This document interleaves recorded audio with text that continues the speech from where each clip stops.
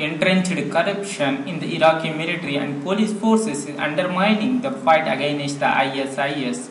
The US is seeking to empower Iraqi forces and Sunni tribes by funneling more than $1 billion in supplies and weapons through the government in Baghdad.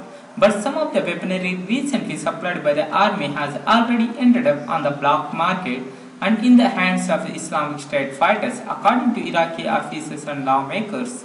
The Time reports American official directed question to the Iraqi government. Tribes argue that US should arm them directly, but the Shia-dominated Iraqi government and its main backer, Iran, are wary of bolstering Sunni groups.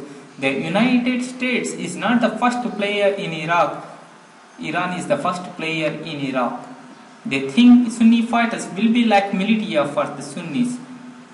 A retired Iraqi army general who is now a fellow at the National Defense University in Washington told Jonathan Landy of McCarthy recently, I think Iran is working very hard to stop the United States strategy in Iraq. Meanwhile, Shia militia, some of them backed by Iran, are using the fight against the Islamic State to burn Sunni communities to the ground. Despite corruption potentially subverting the US-led effort, it is unclear how much the roughly 3,000 US advisors in the country can help. One American official involved in the program told the Times that working with the tribes and combating military or corruption is not part of the advisor's role, and there is no reason to believe that advisor's presence will reduce the corruption. Iran, which also backs the Shia government of Syrian President Bashar al-Assad in neighboring Syria, reportedly sees things differently. The American approach is to leave Iraq to the Iraqis.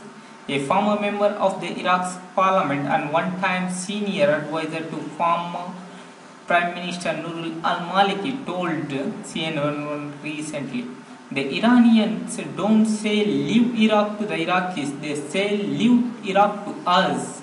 The US Defense Department said that it had airdropped 28 bundles of weapons and supplies, but one of them did not make it into the hands of Kurdish fighters. Video footage later showed that some of the weapons that US airdropped were taken by ISIL militants.